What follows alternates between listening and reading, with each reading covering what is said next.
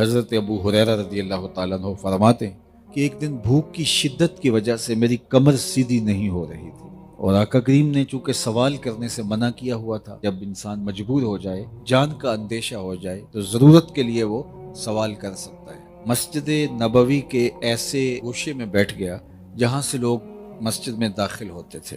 میری آرزو یہ تھی کوئی شخص مجھے دیکھے اور میرے چہرے پر بھوک کی وجہ سے جو کمزوری کے آثار ہیں ان کو پڑھ لے اور میری ضرورت پوری کر دے، اور مجھے سوال کی نوبت بھی نہ آئے، لیکن جو بھی آتا وہ سلام کر کے گزر جاتا۔ میں نے فیصلہ کیا کہ کسی سے بات کروں، تو حضرت عمر رضی اللہ تعالیٰ عنہ آئے۔ میں نے ان سے کسی مسئلہ شرعی کے بارے میں دریافت کیا، انہوں نے وہ مسئلہ بتایا اور آگے گزر گئے۔ میں نے سوچا کہ میرا جو مسئلہ تھا وہ تو حل نہ ہوا۔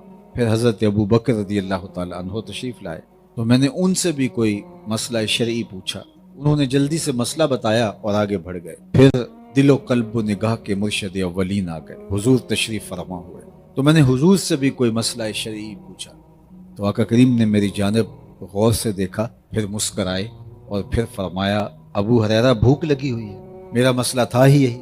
میں نے کہا جی حضور مجھے بھوک لگی ہے، تو فرمایا میرے ساتھ آ جاؤ۔ جب حجرات انور کے قریب پہنچے تو اہل خانہ کو آواز دی کچھ کھانے کے لیے ہے، تو انہوں نے بتایا کہ دودھ کا ایک پیالہ ہے، کسی نے بطور ہدیہ بھیجا ہے۔ کہتے ہیں کہ میری جان میں جان آ گئی کہ اب زندگی بچ جائے گی۔ تو حضور نے مجھے فرمایا کہ ابو ہریرہ وہ جو صفہ کے چبوترے پہ بیٹھے ہیں جاؤ ان کو بھی بلا لو۔ اب دودھ کا ایک پیالہ ہے اور بھوک سے میری جان نکل رہی ہے، اب 70 لوگ تھے، حکم تھا تعمیل کی، ان کو بلا لایا۔ حضور علیہ السلام نے پیالہ میرے ہاتھ میں دیا اور کہا ابو ہریرہ دائیں سے شروع ہو جائے۔ کہتے ہیں کہ میں دائیں سے شروع ہو گیا، پہلے شخص کو پیالہ پیش کیا، اس نے خوب ہو کے پیا اور میں نے دیکھا کہ ایک قطرہ بھی کم نہیں ہوا، مجھے تسلی ہو گئی۔